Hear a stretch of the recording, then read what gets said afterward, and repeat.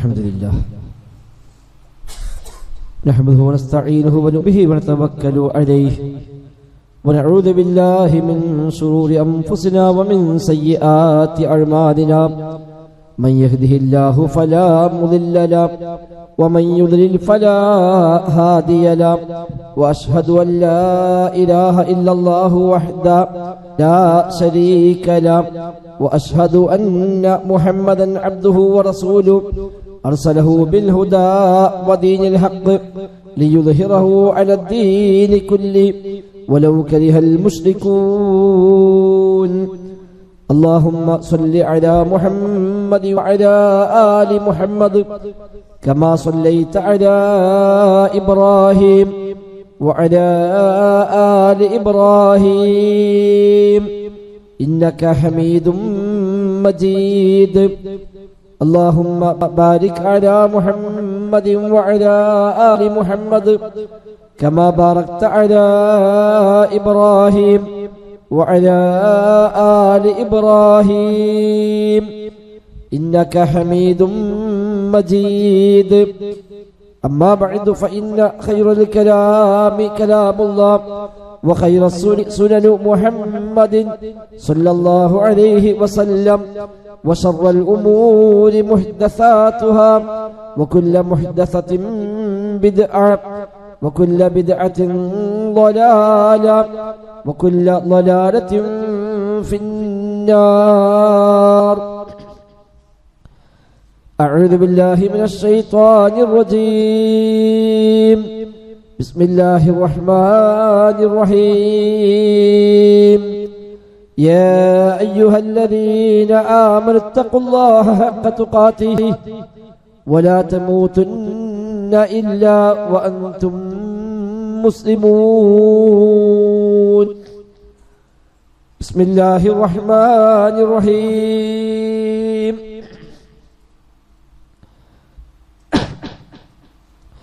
واضرب لهم مثل الحياة الدنيا كماء أنزلناه من السماء فاختلط به نبات الأرض فأصبح هشيما تذروه الرياح وكان الله على كل شيء مقتدرا സത്യ വിശ്വാസികളെ റഹ്മാനായ റബ്ബ് സുബ്ഹാനഹു വ തആലയുടെ നിയമ നിർദ്ദേശങ്ങൾ കഴിവിന്റെ പരമാവധി ജീവിതത്തിൽ പാലിക്കാൻ ശ്രമിച്ചുകൊണ്ട് മുത്തഖീകളായി ജീവിക്കണേ എന്ന് പ്രത്യേകമായി ഓർമ്മപ്പെടുത്തുകയാണ്. അല്ലാഹു സുബ്ഹാനഹു വ തആല നമുക്കെല്ലാം തൗഫീഖ് പ്രദാനം ചെയ്യുമാറാവട്ടെ. ജീവിതത്തിലെ എല്ലാ മേഖലയിലും അല്ലാഹു തആല ഖൈറും ബറക്കത്തുമെല്ലാം നമ്മിൽ ധാരാളമായി വർഷിക്കുമാറാവട്ടെ. പ്രാർത്ഥനാ വസിയത്ത് ചെയ്ത സഹോദര സഹോദരിമാർക്ക് സുബ്ഹാനഹു വ തആല എല്ലാ അർത്ഥത്തിലുമുള്ള റഹ്മത്തുകൾ നിഅമത്തുകൾ വർഷിക്കുമാറാവട്ടെ. രോഗികൾക്ക് അല്ലാഹു ശിഫ പ്രദാനം ചെയ്യുമാറാവട്ടെ. വിശുദ്ധ റമദാനിന്റെ അവസാന ഘട്ടത്തിലാണ് നാം ഉള്ളത്. നാം ചെയ്ത അമലുകളെല്ലാം പടച്ച റബ്ബ് നമ്മിൽ നിന്ന് പരിപൂർണമായും കബൂലാക്കുമാറാവട്ടെ. അവസാന വെള്ളിയാഴ്ചയിലാണ്, റമദാൻ 27 നാം എത്തി നിൽക്കുന്നത്. ഇനി ഒരു റമദാനും ഒരു വെള്ളിയാഴ്ചയും ഒക്കെ നമ്മൾ ആർക്കെല്ലാം അനുഭവിക്കാൻ കഴിയുമെന്നത് പടച്ച റബ്ബിന് മാത്രമാണ് അറിയുക. അതുകൊണ്ട് തന്നെ അവസാനത്തെ റമദാനാണ് എന്ന ആ ഒരു ബോധമാണ്, തിരിച്ചറിവാണ് നമുക്ക് ഈ രംഗത്ത് ഉണ്ടാവേണ്ടത്. ഇനി റമദാൻ എനിക്ക് കിട്ടുകയില്ല, ഇനി ഏതായാലും ഈ റമദാൻ ഒരു വെള്ളിയാഴ്ച ഏതായാലും കിട്ടാനുമില്ല. ആ ഒരു തിരിച്ചറിവോടുകൂടി ഈ റമദാനിനെ യാത്രയാക്കാൻ നമുക്ക് സാധിക്കണം. ഉമർ ഖത്താബ് റളിയല്ലാഹു അൻഹു പറയുമായിരുന്നു, ഹാസിബു ഖബ്ല അൻ തുഹാസബു, നിങ്ങളെ വിചാരണ ചെയ്യും മുമ്പ് നിങ്ങൾ തന്നെ സ്വയം ഒരു വിചാരണയ്ക്ക് വിധേയമാവുക എന്നാണ്. പടച്ച റബ്ബ് വിചാരണ ചെയ്യും നമ്മളെ. ആ വിചാരണയ്ക്ക് എത്തും മുമ്പ് തന്നെ നമ്മൾ നമ്മളെ പറ്റിയുള്ള ഒരു ആത്മവിചാരണ, സ്വയം ഒരു വിചാരണ നിർവഹിക്കണമെന്നാണ് ഉമർ ഖത്താബ് റളിയല്ലാഹു അൻഹു പറയുമായിരുന്ന ആ ഒരു വചനത്തിന്റെ ആശയം. ഓരോ നിസ്കാരം നിസ്കരിക്കുമ്പോൾ സ്വല്ലി സ്വലാത്ത മുവദ്ദിഇൻ എന്നാണ്. ദുനിയാവിൽ നിന്ന് യാത്ര പറഞ്ഞു പോകുന്ന ഒരാൾ നിസ്കരിക്കും പോലെ നീ നിസ്കരിക്കുക. ഇതിന്റെ അവസാനത്തെ നിസ്കാരമാണ്, ഇതിന്റെ അവസാനത്തെ നോമ്പാണ്, ഇതിന്റെ അവസാനത്തെ ജുമുഅയാണ്. ഇതോട് അവസാനിച്ചു. ഇനി എനിക്കൊരു ജുമുഅയില്ല, ഇനി എനിക്ക് റമദാനില്ല, ഇനി എനിക്കൊരു നിസ്കാരം പോലും നിസ്കരിക്കാൻ അവസരം ഉണ്ടാവില്ല എന്ന ആ ഒരു ബോധത്തിൽ നിസ്കരിക്കാൻ നിന്നാൽ ആ നിസ്കാരത്തിന് ഭക്തി തീർച്ചയായും കൂടും. ഭൗതികമായ ജീവിതം എന്നത് നൈമിഷികമാണ് എന്ന് നമുക്ക് എല്ലാവർക്കും അറിയാം. എപ്പോഴാണ് അവസാനിക്കുക എന്ന് യാതൊരു ഉറപ്പുമില്ലാത്ത, ഏത് നിമിഷം അവസാനിക്കാവുന്ന ഒന്നാണല്ലോ ഐഹികമായ ജീവിതം. ഉറപ്പില്ലാത്ത ദുനിയാവും ഉറപ്പുള്ള പരലോകവും, ഇത് രണ്ടുമാണ് നമ്മുടെ മുമ്പിലുള്ളത്. ഒന്ന് ഉറപ്പില്ലാത്തതാണ്, ഇന്ന് മുഴുവനായും ഉപയോഗിക്കാൻ കിട്ടുമോ എന്ന് പോലും ഉറപ്പില്ല. മരണം ഉറപ്പാണ്, ബർസഖ് ഉറപ്പാണ്, ശേഷമുള്ള ജീവിതം അത് ഉറപ്പാണ്. അല്ലാഹു തആല പറഞ്ഞുവല്ലോ, കുല്ലു നഫ്സിൻ ദാഇഖത്തുൽ മൗത്ത് وإنما توفون أجوركم يوم القيامة فمن زحزح عن النار وأدخل الجنة فقد فاز وما الحياة الدنيا إلا متاع الغرور. സൂറത്ത് ആലി ഇംറാനിലെ 185-ാമത്തെ വചനമാണ്. കുല്ലു നഫ്സിൻ ദാഇഖത്തുൽ മൗത്ത്, എല്ലാ ആത്മാവുകളും മരണത്തെ ആസ്വദിക്കുക തന്നെ ചെയ്യും. വഇന്നമാ തുവഫൗന ഉജൂറകും യൗമൽ ഖിയാമ, അന്റെ നാളിൽ നിങ്ങളുടെ പ്രതിഫലത്തെ പരിപൂർണമായി നൽകപ്പെടുകയും ചെയ്യും. ഫമൻ സുഹ്സിഹ അനിൻ നാരി വഉദ്ഖിലൽ ജന്ന, ആരാണോ നരകത്തിൽ അകറ്റപ്പെട്ട് സ്വർഗ്ഗത്തിലേക്ക് പ്രവേശിപ്പിക്കപ്പെടുന്നത്, ഫഖദ് ഫാസ്, തീർച്ചയായും അവനാണ് വിജയിച്ചവൻ. വൽ ഹയാത്തുദ് ദുനിയ ഇല്ലാ മതാഉൽ ഗുറൂർ, തീർച്ചയായും ഐഹികമായ ജീവിതം എന്നത് വഞ്ചനാ വിഭവമല്ലാതെ മറ്റൊന്നുമല്ല എന്നാണ് ആയത്തിന്റെ അവസാനത്തിൽ അല്ലാഹു തആല നമ്മെ ഓർമ്മപ്പെടുത്തുന്നത്. ആ ഒരു ബോധം സഹോദരങ്ങളെ ജീവിതത്തിൽ ഉണ്ടാകാം എന്ന് തന്നെയാണ് ഏറ്റവും പ്രധാനം. ഈ ദുനിയാവിൽ നിന്ന് യാത്ര പറഞ്ഞു പോകും. റമദാൻ എന്താണ് നമ്മിലേക്ക് വന്നത്, എത്ര പെട്ടെന്നാണ് അത് കഴിഞ്ഞു പോയത്.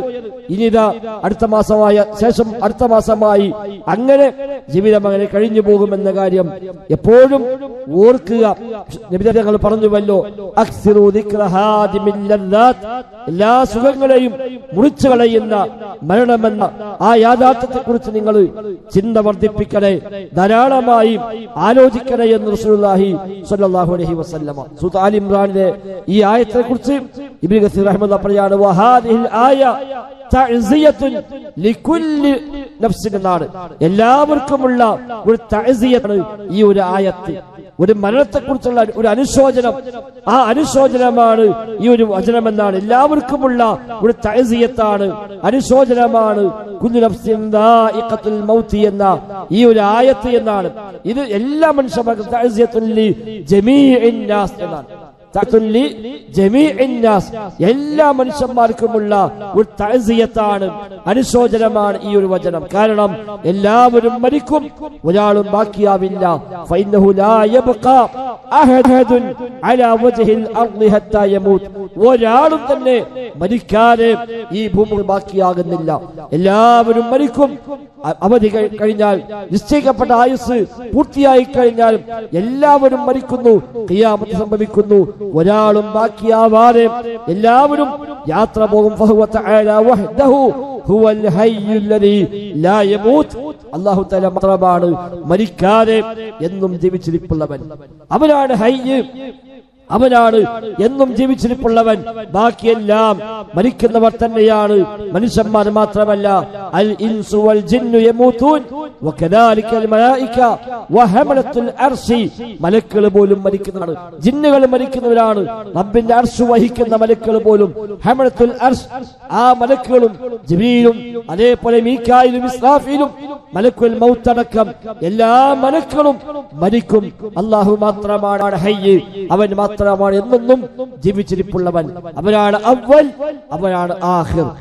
അവനാണ് അവൽ തുടക്കമില്ലാത്തവൻ, അവനാണ് ആഖിർ ഒടുക്കമില്ലാത്തവനും അല്ലാഹുവാണ്. അവനാണ് ഹയ്യ് എന്നും ജീവിച്ചിരിപ്പോഴും അല്ലാഹുവാണ്. ഈ നൈമിഷികമായ ദുനിയാവിലാണ് നാം ഉള്ളത്. ഒരു ഉറപ്പുമില്ല, ഇന്ന് വൈകുന്നേരമാകുമോ നാളെ നേരം പുലരുമോ, യാതൊരു ഉറപ്പുമില്ല. റസൂലുള്ളാഹി സ്വല്ലല്ലാഹു അലൈഹി വസല്ലമ അബ്ദുല്ലാഹി ഇബ്നു ഉമർ റളിയല്ലാഹു അൻഹുമ എന്ന സ്വഹാബി, ചെറുപ്പക്കാരനായ സ്വഹാബി, നബി തങ്ങളുടെ കാലത്ത് ഇബ്നു ഉമർ, ആ ഇബ്നു ഉമറിന്റെ തോളിൽ കൈവച്ചുകൊണ്ട് നബി തങ്ങൾ പറഞ്ഞു, നീ നേരം പുലർന്നാൽ വൈകുന്നേരമാകുമെന്ന് പ്രതീക്ഷിക്കേണ്ടതില്ല, വൈകുന്നേരമായാൽ നേരം പുലരുമെന്ന് പ്രതീക്ഷിക്കേണ്ടതില്ല.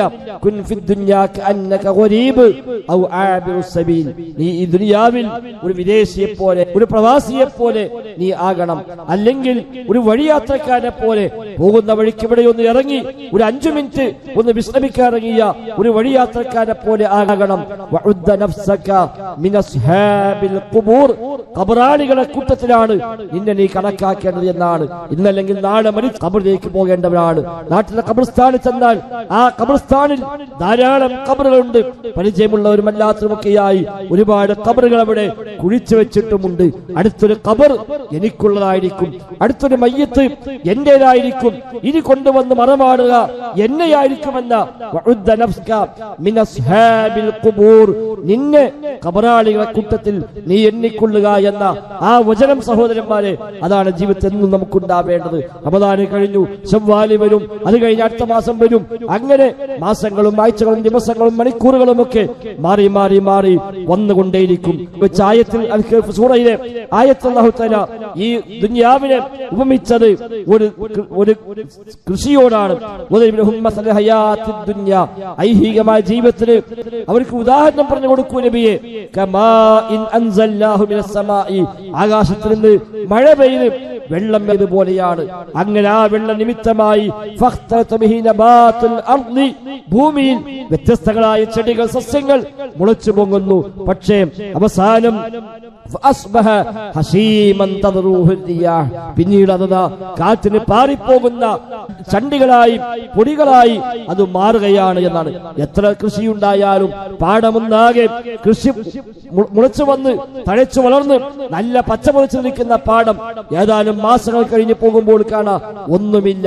എല്ലാം അവിടുന്ന് കൊയ്തെടുത്ത് അതിന്റെ ചണ്ടി മാത്രമുള്ള, അതിന്റെ അപ്പഴങ്ങൾ മാത്രമുള്ള അവസ്ഥയിലേക്ക് അത് മാറിയതായി കാണാം. ഇതാണ് ഐഹികമായ ജീവിതം എന്നാണ്. ഇല്ലായ്മയിൽ നിന്ന് ഉണ്ടായി വന്നു, കുറച്ചു കാലം അതിങ്ങനെ പച്ച പിടിച്ച് നല്ല പളവളപ്പോടുകൂടി നല്ല ആരോഗ്യവും നല്ല യുവത്വവും എല്ലാ സൗകര്യങ്ങളുമായി കുറച്ചു കാലം ഉണ്ടാകും. ഇടയ്ക്കെപ്പോഴോ അത് ഉണങ്ങി, അത് വാഴ്ക്കരിഞ്ഞു, അയാൾ മരിച്ചു എന്ന് പറയുന്ന പിന്നൊന്നുമില്ല. ശേഷിപ്പുകൾ വല്ലതുമുണ്ടെങ്കിൽ അതുമാത്രം ബാക്കിയാകുന്ന മറ്റൊന്നുമില്ലാത്ത അവസ്ഥയിലേക്ക് കാറ്റിനിങ്ങനെ പാറിക്കളിക്കുന്ന ആ കൃഷിയുടെ അവശിഷ്ടങ്ങൾ മാത്രം ബാക്കിയാകുന്നത് പോലെയാണ് ഈ ഐഹികമായ ജീവിതമെന്ന് അല്ലാഹു തആല ഉദാഹരണമായി നമുക്ക് പറഞ്ഞു തരുന്നത്. ശേഷമല്ല പറഞ്ഞ വചനം, അൽ മാലു വൽ ബനൂന സീനത്തുൽ ഹയാത്തിദ് ദുനിയ, സമ്പത്തും സന്താനങ്ങളും ഒക്കെ ഐഹിക ജീവിതത്തിലെ സൗന്ദര്യങ്ങൾ മാത്രമാണ്. അതിന് ഒരു സൗന്ദര്യം സീനത്ത് മാത്രമാണ്. വൽ ബാഖിയാത്തുസ് സ്വാലിഹാതു ഖൈറുൻ ഇൻദ റബ്ബിക സവാബ വ ഖൈറുൻ അമല, സ്വാലിഹായ ശേഷിപ്പുകൾ വല്ലതുമെങ്കിൽ അതാണ് നിന്റെ റബ്ബിന്റെ പക്കൽ ഏറ്റവും ഖൈറായ പ്രതിഫലവും പ്രതീക്ഷിക്കാൻ വകയുള്ളതുമെന്നാണ് അല്ലാഹു തആല ശേഷം ഓർമ്മപ്പെടുത്തിയത്. അതുകൊണ്ട് സഹോദരങ്ങളെ, ദുനിയാവ് നശ്വരമാണ്, ഏത് നിമിഷവും പോയേക്കാം. ഉറപ്പില്ലാത്ത ദുനിയാവും ഉറപ്പുള്ള മരണവും ശേഷമുള്ള ജീവിതവും ഏതിനുവേണ്ടി പണിയെടുക്കണമെന്ന ആ ഒരു ചിന്തയാണ്, തിരിച്ചറിവാണ് നമുക്ക് വേണ്ടത്. ഒട്ടും ഉറപ്പില്ലാത്ത ഈ ലോകത്തിന് വേണ്ടിയാണോ എന്റെ അധ്വാനം? അതെല്ലാം തീർച്ചയായും ബാധിക്കുമെന്ന് ഒരു സംശയമില്ലാതെ ബോധ്യമുള്ള ഈ പാരത്രികമായ ജീവിതത്തിന് വേണ്ടിയാണോ ഞാൻ ഒരുങ്ങേണ്ടത് എന്ന ആ ഒരു തിരിച്ച്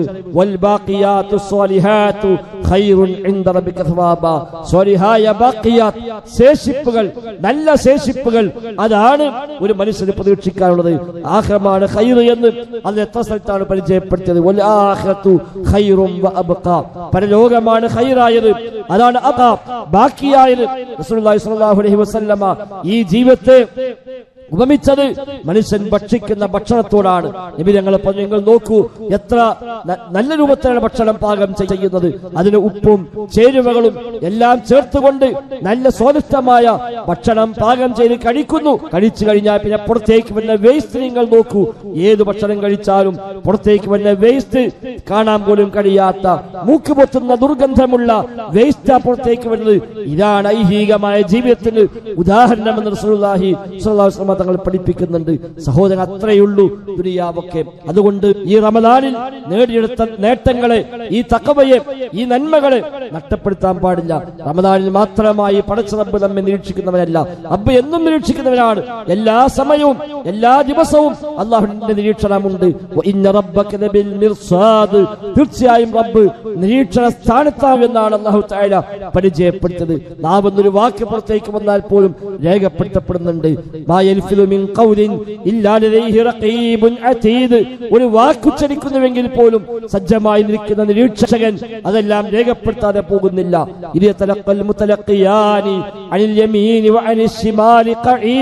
അവന്റെ വലത്തും ഇടത്തുമായി കൊണ്ടിരിക്കുന്ന രണ്ട് മലക്കുകൾ എല്ലാം ഏറ്റുവാങ്ങുമെന്നാണ് അല്ലാഹു തആല വിശുദ്ധ ഖുർആൻ നമ്മെ ഓർമ്മപ്പെടുത്തിയത്.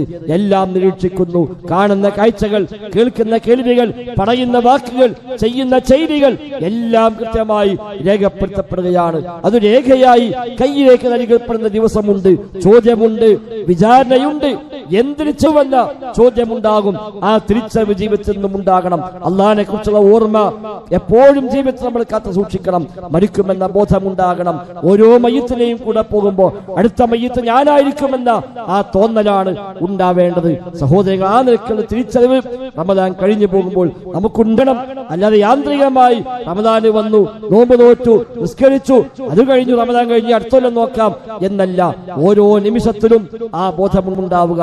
കാത്തു സൂക്ഷിച്ച ഈ വിശുദ്ധിയെ കളങ്കപ്പെടുത്താതിരിക്കുക. റമദാൻ കഴിയുമ്പോഴേക്ക് സ്വാഭാവികമായും നമ്മെ നശിപ്പിക്കാൻ വേണ്ടി എമ്പാടും സംവിധാനങ്ങൾ ഉണ്ടാവും. ഫെസ്റ്റായും അതേപോലെ ഓരോ പേരിട്ടുകൊണ്ട് ഓരോന്നും വരും. ഈ റമദാൻ നേടിയ മുഴുവൻ ഈമാനിനെയും എല്ലാ തഖ്വയെയും പെരുന്നാളോടുകൂടി ഇല്ലാതാക്കുന്ന, നഷ്ടപ്പെടുത്തുന്ന ഒരുപാട് സംവിധാനങ്ങൾ ദുനിയാവിൽ ഉണ്ടാകുന്നത് അങ്ങനെ തന്നെയാണ്. അതൊന്നും നമുക്കുള്ളതല്ല എന്ന് മനസ്സിലാക്കുക. എന്ത് എക്സിബിഷൻ വന്നാലും, ഏത് ഫെസ്റ്റ് വന്നാലും, എന്ത് പേരിനാലും അതൊന്നും നമുക്കുള്ളതല്ല. അതൊക്കെ ദുനിയാവിന്റെ പിന്നാലെ പോകുന്ന, ദുനിയാവിലെ കളിതമാശകളിൽ മാത്രം മുഴുകുന്ന, അതിനുവേണ്ടി മാത്രം ജീവിതത്തെ കാണുന്ന ആളുകൾക്കുള്ളതാണ്. നമ്മളതിൽ പെട്ടുപോകാൻ പാടില്ല. അലി ഇബ്നു അബീ ത്വാലിബ് പറഞ്ഞുവല്ലോ, ദുനിയാവിങ്ങനെ പോയിക്കൊണ്ടിരിക്കുകയാണ്, ആരം ഇങ്ങനെ വന്നുകൊണ്ടിരിക്കുകയാണ്. അലാ ഇന്ന ദുനിയാ മുദബിറ, ദുനിയാവില നമ്മിൽ നിന്ന് പിന്തിരിഞ്ഞു പോവുകയാണ്. പരലോകമാവട്ടെ മുഖബിര, ഇങ്ങോട്ട് മുന്നിട്ട് വന്നുകൊണ്ടിരിക്കുകയാണ്. ഒലികുല്ലിൻ മിൻഹുമാ ബനൂന, രണ്ടിനുമുണ്ട് ചില സന്താനങ്ങൾ. ദുനിയാവിന്റെ മക്കളുണ്ട്, ആഖിറത്തിന്റെ മക്കളുമുണ്ട്. ഫകൂനു ബിനാഇൽ ആഖിറ വലാ തകൂനു മിൻ അബ്നാഇദ് ദുനിയ, നിങ്ങൾ ആഖിറത്തിന്റെ മക്കളാകണം, ദുനിയാവിന്റെ മക്കളായിക്കൂടാ എന്ന് അലി ഇബ്നു അബീ ത്വാലിബ് റളിയല്ലാഹു അൻഹു നൽകിയ ഉപദേശമാണ്. നമ്മൾ ദുനിയാവിന്റെ ആളുകളാകേണ്ടവരല്ല, ദുനിയാവിന്റെ മക്കളാവേണ്ടവരല്ല. നമ്മളാകേണ്ടത് മിൻ അബ്നാഇൽ ആഖിറ, പാരത്രികമായ ലോകത്തിന്റെ മക്കളായി, സ്വർഗം ലഭിക്കാൻ ആഗ്രഹിക്കുന്ന, അത് ലക്ഷ്യമായി കാണുന്നവരായി നമ്മൾ മാറണം. അതുകൊണ്ട് തന്നെ നാട്ടിൽ ഇത് ബഹളം ഉണ്ടായാലും ഇത് എനിക്ക് പറ്റിയതാണോ, സ്വർഗം ആഗ്രഹിക്കുന്ന, നരകത്തെ പേടിക്കുന്ന, റബ്ബിനെ ഭയപ്പെടുന്ന എനിക്ക് പറ്റിയതാണോ അല്ലേ എന്ന് പരിശോധിച്ചിട്ട് ഏതിലും പോയി ചാടാവൂ. അല്ലാതെ എന്തിലും പോയി ചാടി എല്ലാത്തിനും ഭാഗവാക്കായി എല്ലാം കണ്ട് എല്ലാത്തിനും ഇടപെട്ടുകൊണ്ട് ജീവിക്കുന്നുവെങ്കിൽ ദുനിയാവിന്റെ മക്കൾ എന്ന ഗണത്തിലെ വരികയുള്ളൂ. അതിനാൽ സഹോദരങ്ങളെ, ഒരു തിരിച്ചറിവ്, ഒരു കാഴ്ചപ്പാട് ജീവിതത്തിൽ ഉണ്ടാവുക. ഇനി റമദാൻ നമുക്ക് കിട്ടുമെന്ന് യാതൊരു ഉറപ്പുമില്ല. ഒരു വെള്ളിയാഴ്ച റമദാനിൽ കിട്ടുമോ എന്ന് ഇക്കൊല്ലമെല്ലാം ഏതാരുമില്ല. അടുത്ത വർഷം ആയുസ്സുള്ളവർക്ക് ഒരുപക്ഷെ കിട്ടിയേക്കാം. അതുകൊണ്ട് തന്നെ സഹോദരങ്ങളെ, ആ തിരിച്ചോട് കൂടി ഇനിയുള്ള ദിവസങ്ങളിൽ നമ്മൾ ഉപയോഗപ്പെടുത്തുക. റമദാൻ കഴിഞ്ഞിട്ടില്ല. പലപ്പോഴും റമദാൻ കഴിഞ്ഞ പ്രതീതിയാണ്. പുറത്തേക്ക് ഇറങ്ങിയാൽ, മാർക്കറ്റിലേക്ക് ഇറങ്ങിയാലൊക്കെ നോമ്പ് കഴിഞ്ഞുവെന്ന തോന്നുക. പെരുന്നാൾ ആയതുപോലെയാണ്. എല്ലാ സ്ഥലത്തും പെരുന്നാളിന്റെ സംസാരമാണ്. പെരുന്നാളിന്റെ കച്ചവടങ്ങൾ എന്നോ ആരംഭിച്ചു കഴിഞ്ഞു. പെരുന്നാളുമായി ബന്ധപ്പെട്ട ശബ്ദകോലാഹലങ്ങൾ കഴിഞ്ഞു. റമദാൻ കഴിഞ്ഞതുപോലെയാണ് പലരുടെയും പ്രതീതി. ഇല്ല, ഇനിയും ദിവസങ്ങൾ ബാക്കിയുണ്ട്. അതൊക്കെ പരമാവധി ഉപയോഗപ്പെടുത്തി ഈ റമദാൻ അനുകൂലമായി സാക്ഷി പറയുന്നവരായി നമ്മൾ മാറണം. റമദാൻ അനുകൂലമായോ പ്രതികൂലമായോ സാക്ഷി പറയുമെന്നാണ്. അതുകൊണ്ട് നമുക്ക് അനുകൂലമായി സാക്ഷി പറയുമോ, അതല്ല എനിക്ക് എതിരായിട്ടാണോ പ്രതികൂലമായിട്ടാണോ റമദാൻ സാക്ഷി പറയുക എന്ന ഒരു ആലോചന നമ്മൾ നിർവഹിക്കണം. എല്ലാം റബ്ബിനോട് തുറന്ന് പറഞ്ഞ് തൗബ ചെയ്ത് പശ്ചാത്തപിച്ച് റമദാൻ കഴിയുമ്പോൾ എല്ലാം പൊറുക്കപ്പെട്ടവരായി മാറണം. ഈ റമദാൻ മുതൽ അടുത്ത റമദാൻ വരെയുള്ള പാപങ്ങൾ പുറത്തു പോകുമെന്നാണ്. അടുത്ത റമദാൻ, ഈ റമദാൻ കഴിഞ്ഞ റമദാൻ മുതൽ ഇതുവരെയുള്ള എല്ലാ പാപങ്ങൾക്കുമുള്ള പരിഹാരമാണ്, എല്ലാം പൊറുക്കുന്നതാണ് എന്നാണ്. നമ്മുടേത് പൊറുത്തോ? നമുക്ക് ഒരുപാട് തിന്മകൾ സംഭവിച്ചു പോയിട്ടുണ്ട്, അതൊക്കെ പൊറുപ്പിക്കാൻ ഈ റമദാനിൽ സാധിച്ചുവോ എന്ന ആ ഒരു ആലോചന കൂടി ഈ ദിവസങ്ങളിൽ ഒന്നുകൂടി ശക്തമായി ഉണ്ടെയും. അങ്ങനെ കഴിവിന്റെ പരമാവധി പരലോകത്തിന് വേണ്ടി പണിയെടുക്കുന്ന അബ്നാഉദ്ദുനിയ ആവാതെ അബ്നാഉൽ ആഖിറ എന്ന് പറഞ്ഞ പാരത്രിക ലോകത്തിന്റെ മക്കളായി മാറാൻ നാം പരിശ്രമിക്കുക. പടച്ച റബ്ബ് തൗഫീഖ് പ്രദാനം ചെയ്യുമാറാവട്ടെ. അൽഹംദുലില്ലാഹ് നഹ്മദുഹു വനസ്തഈനുഹു വനുഅ്മിനു ബിഹി വനതവക്കലു അലൈഹി.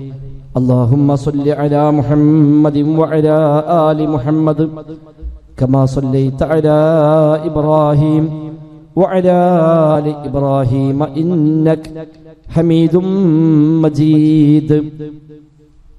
സഹോദരങ്ങളെ, സഹോദരിമാരെ, റഹ്മാനായ റബ്ബ് സുബ്ഹാനഹു വ തആലയുടെ നിയമ നിർദ്ദേശങ്ങൾ കഴിവിന്റെ പരമാവധി ജീവിതത്തിൽ പാലിക്കാൻ പരിശ്രമിച്ചുകൊണ്ട് മുത്തഖീങ്ങളായി ജീവിക്കണേ എന്നൊരിക്കൽ കൂടെ ഓർമ്മപ്പെടുത്തുകയാണ്. റബ്ബ് സുബ്ഹാനഹു വ തആല നമുക്കെല്ലാം തൗഫീഖ് പ്രദാനം ചെയ്യുമാറാവട്ടെ. വിശുദ്ധ റമദാനിലെ 27ാമത്തെ നോമ്പിലാണ് നാം ഉള്ളത്. ഇൻഷാ അല്ലാഹ് 2-3 ദിവസമാണ് ഇനി ഈ റമദാനിൽ നമുക്ക് ബാക്കിയുണ്ടാവുക. മിക്കവാറും 29-ന് മാസപ്പിറവി കാണാൻ തന്നെയാണ് കൂടുതൽ സാധ്യത. ഞായറാഴ്ച സൂര്യാസ്തമയ ശേഷം 1 മണിക്കൂർ സമയം ചന്ദ്രോദയമുണ്ടാകും എന്നാണ് കണക്കുകൾ പ്രകാരം മനസ്സിലാകുന്നത്.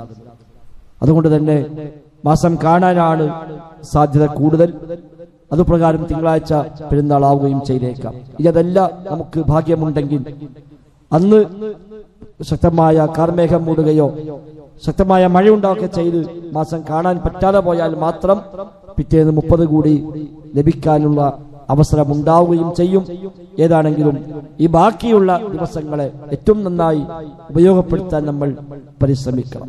പെരുന്നാൾ ദിവസമാകുന്നതോടുകൂടി നബി തങ്ങൾ പഠിപ്പിച്ച ധാരാളം സുന്നത്തുകളും വാജിബുകളും നമുക്കുണ്ട്. ഫിത്ർ സക്കാത്ത് നിർബന്ധമായ ബാധ്യതയാണ്. സമ്പത്തിന്റെ സക്കാത്ത് പോലെ തന്നെ ശരീഅത്തിന്റെ സക്കാത്താണ് ഫിത്ർ സക്കാത്ത്. നബി തങ്ങൾ പറഞ്ഞു, ഇന്നഹാ തുഹ്റത്തുൽ ലിസ്സായിം വതുഅമത്തുൽ ലിൽ മസാകീൻ എന്നാണ്. ഫിത്ർ സക്കാത്ത് നോമ്പുകാരന് ശുദ്ധീകരണമാണ്, മിസ്കീന്മാർക്ക് ഒരു ഭക്ഷിക്കാനുള്ള വകയുമാണ് എന്നാണ്. എല്ലാവരും ഫിത്ർ സക്കാത്ത് നൽകേണ്ടതുണ്ട്. പെരുന്നാൾ ദിവസം നമ്മളെ വീട്ടിൽ ഭക്ഷണം കഴിക്കാനുള്ള വക കഴിച്ച് ബാക്കിയുണ്ടെങ്കിൽ അവരൊക്കെ കൊടുത്തോളാം. ഒരു പക്ഷെ സക്കാത്ത് വാങ്ങുന്നവരും സക്കാത്ത് കൊടുക്കേണ്ടി വരും എന്നർത്ഥം. അന്നത്തെ ദിവസം പെരുന്നാളിന്റെ ആ രാവും പകലും ഭക്ഷണം കഴിക്കാൻ നമുക്ക് നമ്മുടെ കുടുംബത്തിലും ഭക്ഷണം കഴിക്കാനുള്ള വകുപ്പ് കഴിഞ്ഞ് വല്ലതും ബാക്കിയുണ്ടെങ്കിൽ അവരൊക്കെ ഫിത്ർ സക്കാത്ത് നൽകേണ്ടത്. അത് പൈസക്കാർക്ക് മാത്രമുള്ളതല്ല, പണക്കാര് മാത്രം നൽകേണ്ടത് പണത്തിന്റെ സക്കാത്താണ്. ശരീഅത്തിന്റെ സക്കാത്താണ് ഫിത്ർ സക്കാത്ത്. അതുകൊണ്ട് അന്നും പട്ടിണിയാണോ അവൻ കൊടുക്കേണ്ടതില്ല. പെരുന്നാൾ ദിവസവും പട്ടിണിയാണ്, ഒന്നും കഴിക്കാനില്ല എങ്കിൽ അവൻ സക്കാത്ത് നൽകേണ്ടതില്ല. അതല്ല, അന്നത്തെ ചെലവ് കഴിച്ച് മിച്ചമുണ്ട് എങ്കിൽ അവൻ ഫിത്ർ സക്കാത്ത് നൽകേണ്ടതുണ്ട്. ഒരാളുടെ വിഹിതം 4 മുദ്ദാണ്. 2 കൈയും കൂട്ടിപ്പിടിച്ച് ഇങ്ങനെ വാരിയാൽ കിട്ടുന്നതാണ് 1 മുദ്ദ് എന്ന് പറയാം. 2 കൈയും ഇങ്ങനെ വാരിയാൽ കിട്ടുന്ന അരി, അതിനാണ് 1 മുദ്ദ് എന്ന് പറയുക. അങ്ങനത്തെ 4 വാരൽ, അതാണ് ഒരാളുടെ വിഹിതം. 4 മുദ്ദ്, 1 സ്വാഇ, ഏതാണ്ട് ഒരു 500-550 ഗ്രാമാണ് ഒരു ഉണ്ടാവുക. ഇങ്ങനെ വാരിക്കഴിഞ്ഞാൽ ഒരു 500 ഗ്രാം 550 ഗ്രാം ഒക്കെയാണ് സാധാരണഗതിയിൽ ഒരു ശരാശരി കയ്യിലുണ്ടാവുക.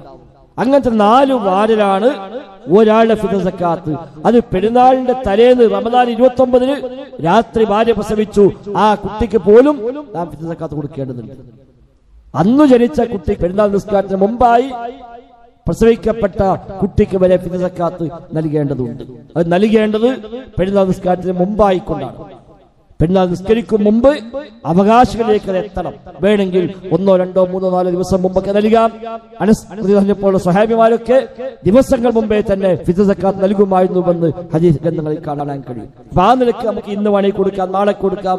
ഏതായാലും പെരുന്നാൾ നിസ്കാരത്തിന് മുമ്പേ കൊടുത്തിരിക്കണം. നിസ്കാരം കഴിഞ്ഞിട്ടാണ് കൊടുക്കുന്നതെങ്കിൽ അത് ഫിത്ർ സക്കാത്ത് അല്ല, അത് സ്വതക്കയായി മാത്രമേ പരിഗണിക്കപ്പെടുകയുള്ളൂ എന്നാണ് ഹദീസിൽ പഠിപ്പിക്കപ്പെട്ടത്.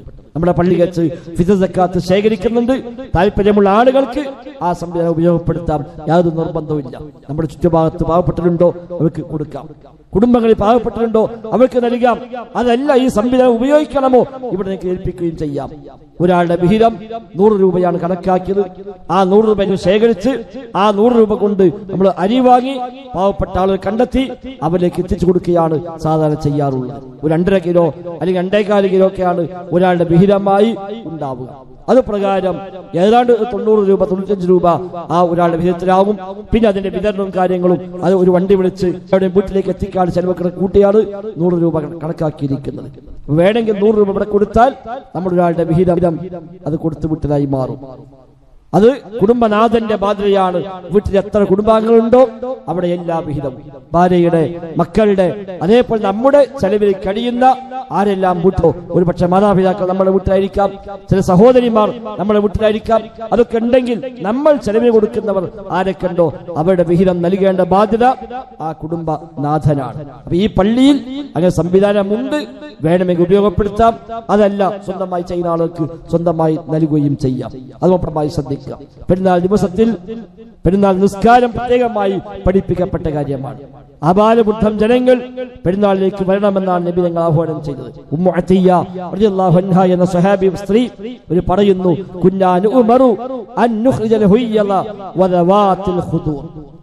അത് റസൂൽ അങ്ങോട്ട് കൽപ്പിച്ചു എല്ലാ സ്ത്രീകളെയും പെരുന്നാൾ നിസ്കാരത്തിൽ കൊണ്ടുവരാൻ.